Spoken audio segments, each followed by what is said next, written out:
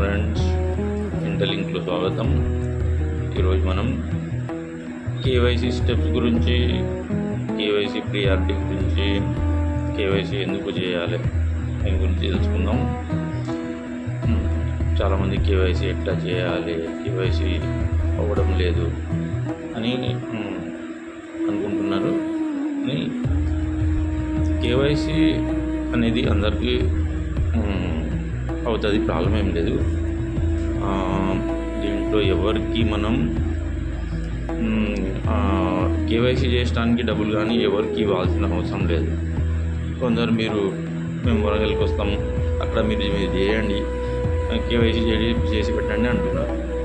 అట్లా అవసరం లేదు, వీడియోలు పెడుతూనే ఉన్నాం. వీడియో స్టెప్స్ ఫాలో చేసి మీరు కేవైసీ చేసుకోవచ్చు ఈజీగా.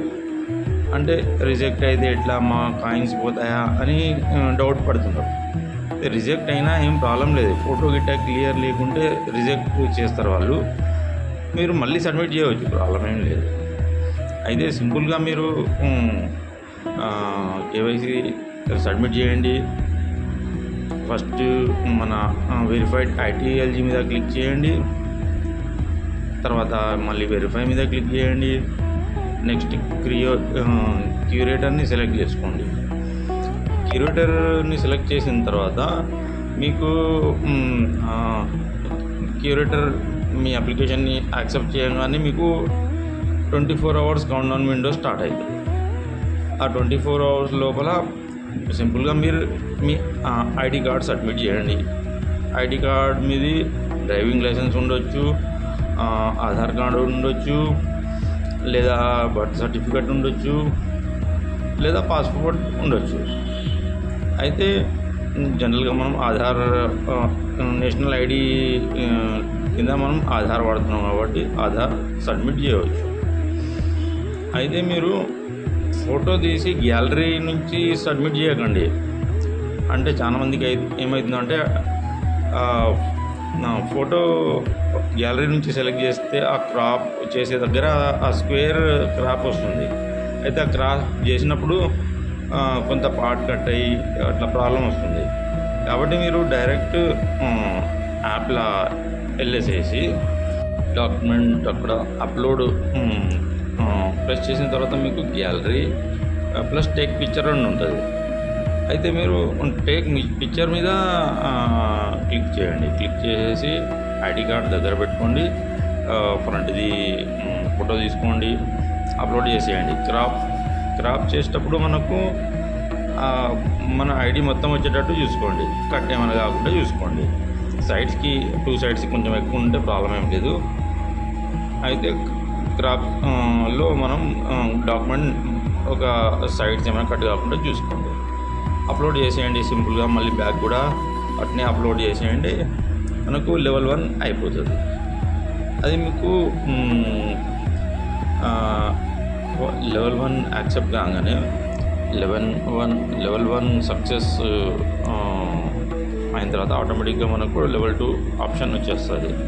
అయితే అప్పుడు లెవెల్ 2లో మనం ఏం చేయాలి, ఒక చేతిలో పేపర్ మీద ఇంటర్లింక్ ప్లస్ ఈరోజు డేట్ రాసి పట్టుకోవాలి, ఇంకో చేతిలో మన ఐడి యొక్క ఫ్రంట్ సైజ్ పట్టుకొని ఫోటో దిగాలి. పోర్ట్రైట్ ఫోటో దిగాలి, హాఫ్ ఫోటో దిగాలి. దిగి అప్లోడ్ చేసేయాలి, అంతే సింపుల్గా.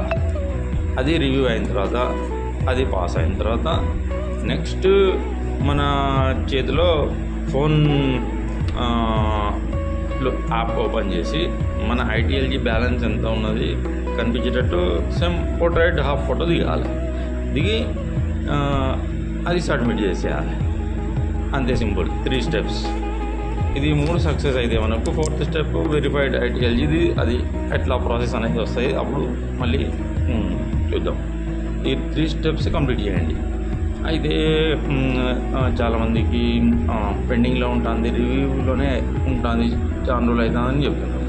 అయితే ప్రియారిటీ ఎవరికి ఉంటుందంటే మీ మన credit score plus mining percentage ఎవరికి ఎక్కువ ఉంటుందో వాళ్ళకి ఫస్ట్ ప్రియారిటీ అనేది ఉంటుంది. అయితే అందరికీ అవుతుంది కేవైసీ, కాకపోతే కొంచెం స్లోగా అవుతుంది. అదంతా సిస్టమ్ ఏఐ అదంతా ఫిల్టర్ చేసుకుంటూ మనకు కేవైసీ చేసుకుంటుంది. కాబట్టి మనం వెయిట్ చేయాలి దానికోసం. అయితే ఇవి 3 స్టెప్ మనం కేవైసీ చేసుకోవాలి. ప్లస్ మీరు మైనింగ్ ఆపకండి. మైనింగ్ ఆపితేనే మీ మైనింగ్ పర్సంటేజ్ అనేది అక్కడ మీకు తగ్గిపోతుంది. తగ్గినప్పుడు మీరు వెనక్కి వెళ్తారు. అట్నే గ్రూప్ మైనింగ్ కూడా చేయండి.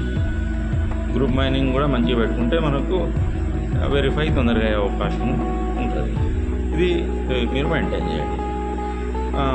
ప్లస్ ఇప్పుడు ఇంకోటి, కేవైసీ అనేది ఎందుకు అవసరం అంటే, ఇప్పుడు వరకు కంపెనీ మనకు ఫ్రీగా కాయిన్స్ ఇస్తుంది.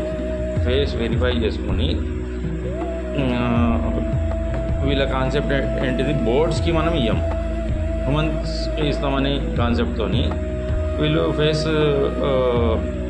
కేవైసీ తీసుకున్నారు. ఫస్ట్ తీసుకుని ఫ్రీ మైనింగ్ ఇస్తున్నారు.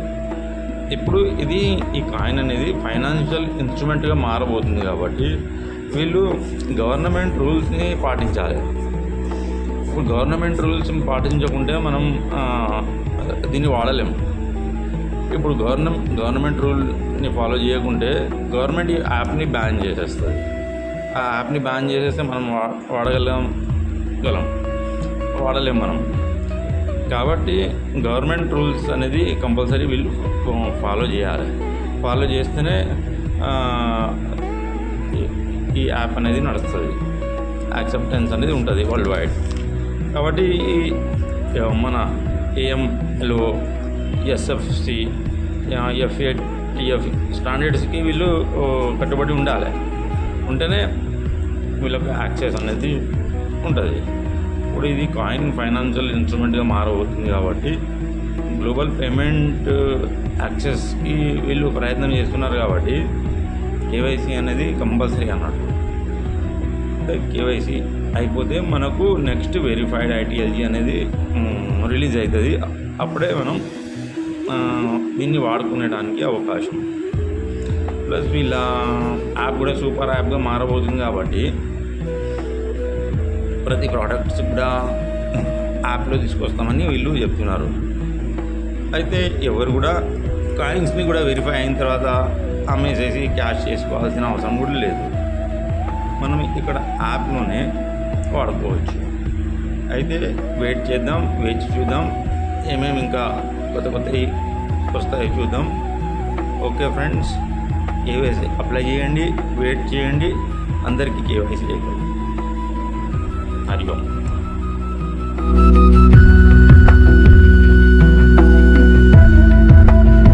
Welcome to the Interlink family. We're so happy to have you. Let's get started.